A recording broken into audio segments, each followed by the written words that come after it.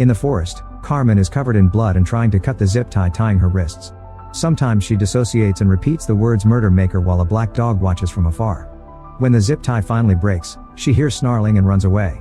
In a farm nearby, Maggie and her son Arlo capture a wasp in a teacup, and Maggie says they now have a tempest in a cup. In the kitchen, Maggie's mother-in-law Ellen hears the radio make a weird piercing noise for a second before the music comes back to normal. Then Maggie takes the teacup outside where her husband James mentions that the goats have been spooked by something. He also says they should talk about what's going on between them, but Maggie says she isn't ready. After releasing the wasp outside Arlo's window, Maggie heads to the stables, where the horses are all freaking out. Meanwhile, Arlo sees a goat escaping into the woods and goes after it while Carmen watches him from behind the trees. In the evening, Maggie goes looking for Arlo and can't find him. Nobody has seen him, but they assume he's hiding, which he does often.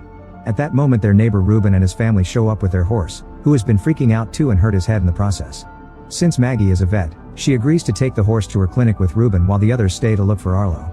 Ellen hears the screeching noise in the radio again, and Ruben's son Nicholas mentions he also heard it earlier. Arlo's sister Meryl has noticed that a goat is missing, and Ruben's wife Valeria shares that another neighbor was missing a dog too. At the clinic, Maggie finds a huge splinter in the horse's body, but thankfully it didn't cut through any blood vessels.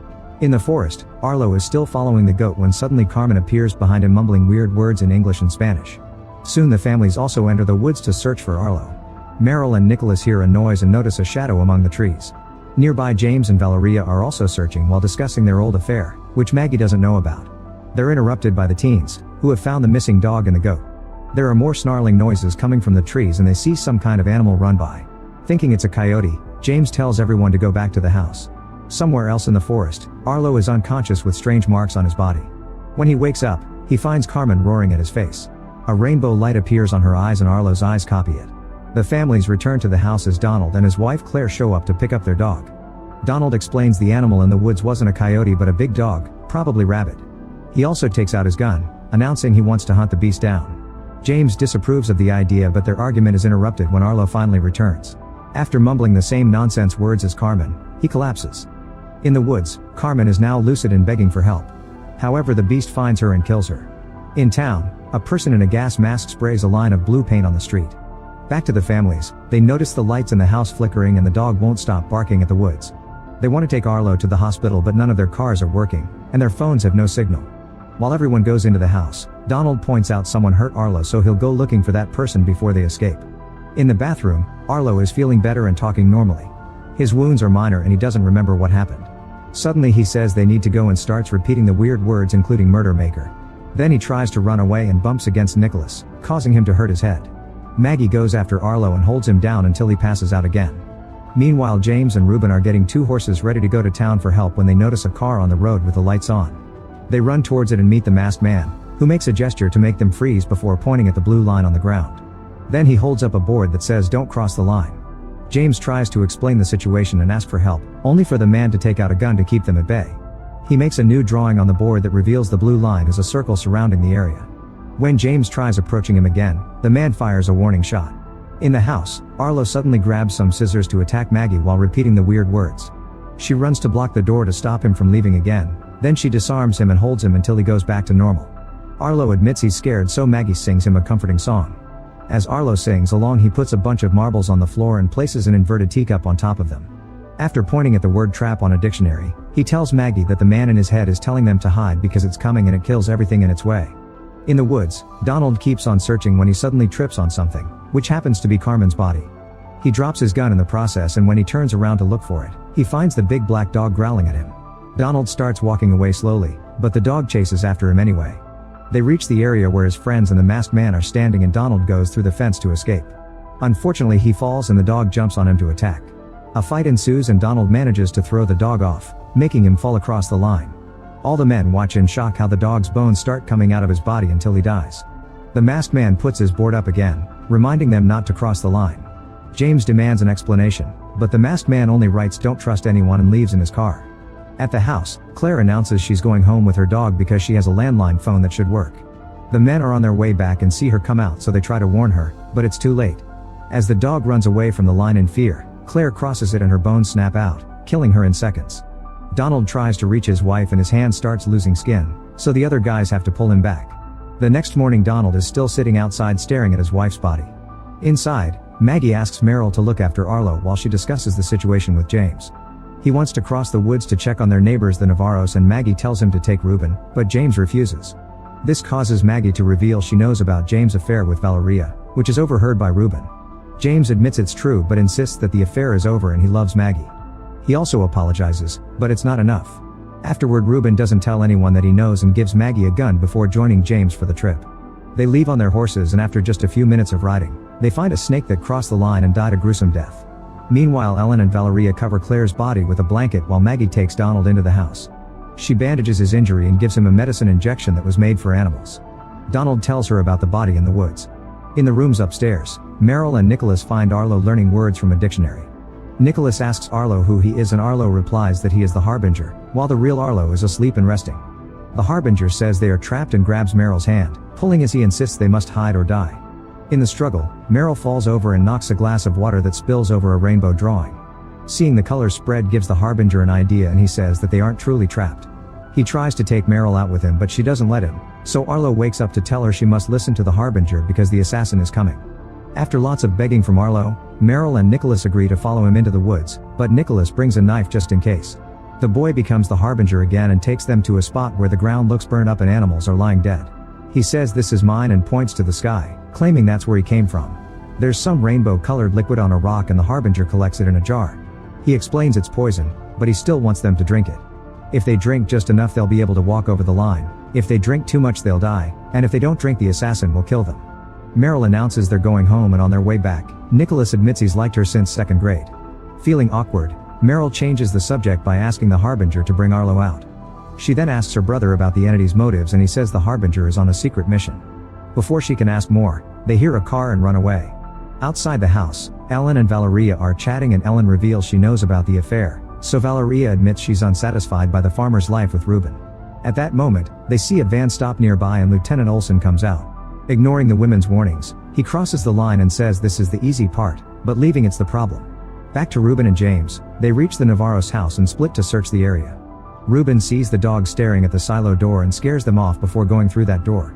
James finds the neighbors' dead bodies plus a pool with water before he enters the house, where he finds another body. Suddenly he hears something in the basement, and when he steps on the stairs, someone drags him and pulls him down. At the same time, Maggie goes into the forest to look for the body Donald saw and recognizes the woman as Carmen Navarro. At the house, Olsen tells Ellen and Valeria he knows what's happening and he's here to help. At that moment, Maggie arrives and tells them what she saw, so Olsen explains his job was to find and isolate Carmen. He asks if anyone has come into contact with Carmen while she was alive, and when he hears about Arlo, he asks to see him. While Maggie takes him upstairs, Olsen explains he's a policeman and part of a large task force made up of cops, army, and marines. All they know is that some kind of vibration is outside the line, which complex organisms like animals and humans can't survive. A suspicious Maggie wonders if Olsen's task force killed Carmen, but he swears he just got here. She doesn't believe him because she saw that Carmen had restraint marks on her wrists, so Olsen admits he lied and says the only way to survive is taking him to her son. Since she refuses, Olsen tries to attack, but Maggie quickly knocks him out with her gun. Afterward, the women tie Olsen up in the barn. Maggie checks his things and finds zip tie, so she's sure he's lying about his identity. While they discuss liars, Valeria realizes Maggie knows about the affair and swears it's over. At that moment, Olsen wakes up and asks for Arlo, saying they're running out of time. After a furious Maggie leaves, Olsen tries to manipulate Valeria into believing he's here to help. They're interrupted by Ellen, who can't find the kids. Valeria wants to go looking for them, so she leaves Ellen guarding Olsen with a gun. In the meantime, Maggie rushes to her clinic and has a panic attack, so Donald shares comforting words and helps her calm down. In the woods, the kids come across a different masked man holding a sign that tells them not to cross the line. When he sees the jar, he tells them to hand it over, but the kids refuse. The man then fights Nicholas, and after some struggle, Nicholas stabs him while the jar falls and breaks. Meryl rushes to cover the guy's wound and removes his mask, causing him to recognize the Harbinger as the being that had been in Carmen. The man says his name is McNabb and swears he's here to help the Harbinger. In the barn, Olsen convinces Ellen to wipe the blood from his eye. When she comes closer, he opens his mouth wide and transfers the entity to Ellen. Now possessed, Ellen shoots Olsen dead. Then he frees him and gets a wound on her forehead to make it look like Olsen attacked her. At the Navarros, the dogs are barking at the silo door again. Inside, Ruben has found a tree covered in rainbow lights. At first he tries to ignore it, but eventually he gives in and reaches out to touch it. Before he can do so, a spider lands on his hand and the light immediately kills it. Outside, the dogs have calmed down. In the basement, James wakes up to find his hands tied. Nearby, Travis takes off his mask to smoke. He can barely walk because he's wounded, but he still grabs his gun and asks James to give him a good reason not to shoot him. James tells him about Arlo and the line, but Travis explains it's impossible to tell who is a real human and who is an alien, so he shares his story. Travis had been a bartender working at a bar where McNabb was drinking. In his inebriated state, McNabb kept talking about some visitors from space and an invisible death trap. When the other clients laughed, he showed a scar on his arm to prove his story. Since McNabb was getting aggressive, the boss made Travis drive him home. During the trip, McNabb told Travis that the death trap had an incandescent power source that drew you in. Eventually, Travis dropped McNabb home and stayed outside to have a cigarette, noticing some signs nearby with ominous messages. At that moment, an orange car stopped for a second before speeding off again. Then he heard some weird noises in the house, so Travis went inside to check. He found a bunch of masks on the table and McNabb sleeping. Travis opened a drawer and stole a knife before McNabb woke up to point his gun at him. He quickly put it down though, saying he could tell Travis believed him. From then on, Travis started to spend time with McNabb to hear more about these visitors, who came to Earth in meteors and took over human bodies. Some visitors were good, but others were evil. If a bad one showed up first, then a good one would follow to hunt it down. Soon Olsen joined them and taught Travis how to shoot a gun. He used their pictures as targets so Travis could learn to kill a friend if they became possessed. Olsen confirmed he used to be a cop, but he dropped out. The men explained that shooting will kill the host, but not the alien. They suspected that a woman named Mary had been possessed by a bad visitor. Two friends of theirs had been following her for 2 years and they noticed there were no deviations from her routine until 2 weeks ago when she became really active. She bought a gun, zip ties, and other gear, which probably means she's getting ready for the arrival of a good visitor. That night, Travis is still a bit unsure about the whole visitor deal, so McNabb told him the story of how his daughter was possessed by a good visitor. A bad visitor took her from him and made her drink the rainbow liquid to force her to cross the line. When McNabb tried following them, he hurt his arm at the line. Eventually the trap disappeared and so did the visitors, leaving his daughter's dead body in a dumpster. Then McNabb gave Travis a sample of the rainbow liquid, which Travis kept on a necklace around his neck. Sometime later the trio was keeping watch when Travis saw the same orange car. However, Olsen explained that wasn't Mary, it was a former team member who Travis was replacing. After the car left, Mary showed up in her van and released a black dog in the forest. The guys followed the van to the Navarro's house, where they immediately identified Carmen as a good visitor. Mary entered the house with the family, so the men put on the masks to follow them. McNabb put up a sign at the window and told Travis to get the pool ready. Olsen and McNabb burst into the house and Travis could hear a fight going on while he took a kiddie pool from the car and filled it with water. He also left a note with instructions on how to resuscitate a drowning victim. At that moment, a man came out of the house with the dogs and Mary shot him.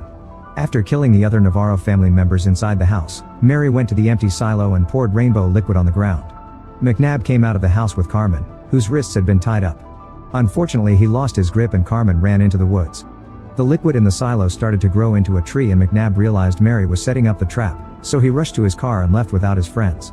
Travis tried calling McNabb's phone, but he could only hear a screeching sound that hurt his ear. Mary heard him and came over to transfer the visitor to him. A possessed Travis grabbed a piece of wood to hit her head and Mary responded by shooting him twice. After a few seconds she was dead, and Travis was throwing up blood. At that moment Olsen came out too and tried to help Travis, only for the visitor to jump into his body. A terrified Travis ran into the house and stayed in the basement since then. In the present, Travis finishes his story and explains the only person who can stop the trap is the visitor that made it. He also says that he doesn't want to die alone, but James convinces him to release him. After throwing his knife at James, Travis decides to self-delete. In the silo, the tree blocks the door to stop Ruben from leaving. James comes looking for him and shoots his gun in the air to scare the dogs away. Ruben yells back to reveal his location and James opens the silo door, only for the tree to close it again. A desperate James grabs an axe and makes a hole in the wall to pull his friend out, only for Ruben to tackle him and punch him a few times for the affair. James apologizes but also reminds him they must leave this for later. The duo gets on their horses and enter the forest, where they find the kids with McNabb. Back in the house, Maggie takes care of Ellen's injury, who tries to transfer the visitor to her. However, they're interrupted by Valeria announcing the return of their families. Meryl helps Maggie treat McNabb and Arlo says he's one of the good ones. Donald tells James everything about Olsen while looking at the position of the body, and since they know Travis' story, they realize the bad visitor is now in Ellen. Meanwhile, Nicholas tells his parents everything and Ruben asks to be taken to McNabb's car. While the family walks through the woods, Ruben confesses he knows about the affair. Valeria cries as she apologizes, swearing that it's over. Their fight is interrupted by Nicholas, who has found the broken jar with rainbow liquid in it. Ruben gets bewitched by it and doesn't snap out of it until a wolf appears to growl at them. The family steps back and the wolf goes to the jar to drink all the liquid, so Nicholas fires a warning shot to scare it away. The wolf runs off and crosses the line without getting hurt. Nearby, Nicholas finds McNabb's diary. In the house, Arlo tells Maggie and Meryl that the Harbinger's mission is to find a machine without waking up more assassins, who are the bad visitors hiding inside many people. Once he finds it, he can turn it on to get ready. At that moment McNabb wakes up and says the visitors are getting ready for an invasion, so he pulls out his gun. This is seen by Donald, who runs to warn James. McNabb says he can't trust anyone and wants to take Arlo away to safety. James comes in and starts arguing with McNabb, who loses control and opens fire right as Donald enters the room too. Donald is shot down and James tackles McNabb, who easily throws him off and runs away. James tries to follow him but he's already gone. Maggie checks on Donald, who is fine because he's wearing a bulletproof jacket under his jacket. Afterward everyone looks for Ellen but they can't find her. By nighttime, James tells his family to stay in the house while he and Donald continue the search in the forest. At that moment Ruben's family comes back and James tells them everything. Nicholas is sent inside too while Ruben and Valeria join the search. In the house, Maggie hears some noises and goes downstairs to check but doesn't find anything. Meanwhile Ruben searches the garage while Valeria waits outside, unaware someone is walking behind her. James looks through Maggie's clinic and also hears some noises, but when he opens the door he's simply startled by Donald's dog. In the stables Donald hears the horses freaking out and searches every corner until he finds a confused Ellen. Then everyone gathers in the living room and Ellen says she thinks the visitor has left her, which means it's inside somebody else now. An argument ensues about how to proceed and Nicholas shares what he found on McNabb's diary. An assassin can be removed from the host if the human drowns. In the morning, McNabb is ready to cross the line but remembers James mentioned Travis. He runs to the Navarro's house and takes the necklace with the liquid from Travis' body. Back to Maggie, she reads Travis' instruction sheet, which James brought from the Navarro's house. She leaves her room and discovers Valeria leaving breakfast for the kids, who are being protected by Nicholas. Outside the tension is high among the men, who get a fire going, hoping the smoke will call for help. Ruben is tired of waiting and walks off, so Donald follows him. Then Maggie comes to see James with the instructions and says she can't bring herself to drown anybody. James points out it's their only solution and they have another argument. In the kitchen, Valeria tries to make a map and a list of people who are alone with Ellen and starts getting ideas. Upstairs Nicholas keeps reading McNabb's diary with Meryl and learns that there's an underground resistance fighting the visitors. While reading about the visitor jumping from mouth to mouth, Nicholas and Meryl kiss. Meanwhile Donald follows Ruben to the Navarro's house, where he's throwing fuel at the silo to light it on fire. The flames devour the building incredibly quickly, but after the fire is out and only some wall wood is left, the tree is still standing there. Suddenly McNabb arrives to tell them they can try something else and shows them Travis' necklace. In the house, Meryl checks on Arlo and finds him drawing a zigzag line over and over again. She concludes that Harbinger is trying to draw a map. After checking dozens of maps in a book, Meryl finally discovers that Arlo's drawing matches the Belknap mountain. Meanwhile Valeria pulls Nicholas out of the house while claiming that she knows who the assassin is. She takes him to the edge of the blue line and gives him the sedative and the knife she found in Ellen's room. Then Valeria opens her mouth and transfers the visitor into Nicholas, who pushes her mother across the line and watches her die. At the Navarro's home, Ruben drinks the rainbow liquid from Travis' necklace. Now he can approach the tree without getting bewitched. He's wearing gloves but grabbing a branch still burns him rather painfully. Ruben doesn't give up and breaks the branch, then he runs back to his friends to put it in a jar where it immediately becomes liquid.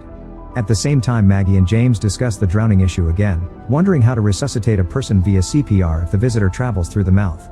Then James talks about Travis and how guilty he feels about not saving him. He and Maggie end up bonding over their fears and hold hands, hoping they can repair their relationship. In Arlo's room, he and Meryl discuss how to find the assassin and Arlo gets an idea by putting the teacup over only one marble. At that moment something hits the window and Meryl looks out to discover Nicholas telling her to come out. Meryl runs to him and Nicholas says his mom was the assassin, presenting the knife and sedative as proof. He pretends Valeria failed the transfer and when Meryl lowers her guard, Nicholas transfers the assassin to her. Then Mary knocks Nicholas out with a rock and goes back inside. All this is seen by Arlo at the window, who runs to warn his parents. When Meryl enters the house, Maggie points a gun at her. The girl is under the control of the assassin, who threatens to kill the host's body until Maggie puts down her weapon. She then tries to leave, only to be jumped on and captured by a masked James. While Maggie also puts her mask on and prepares the tub, Meryl fights her father to try to unmask him but she's not successful. Then the couple grabs her together and submerges her in the filled tub. They do their best to keep her underwater but Meryl never stops fighting and even removes James' mask. Eventually Meryl drowns and her parents immediately take her out. Maggie starts using CPR and cries when nothing happens, thinking she lost her daughter. However, after a few minutes, Meryl wakes up and confirms she isn't possessed anymore. Unfortunately, James is struggling to keep control of himself and tells Meryl and Maggie to run. Outside, the men come back and hide with the others in the stables. Arlo sees the jar with the liquid and says they need to leave, so Ruben tells everyone to go while he stays to wait for James and his family. As the group heads out, they see Valeria's body and Nicholas has a breakdown. At that moment Arlo hears a weird sound and runs away from the group. Once the assassin has taken over James, he comes out to look for victims.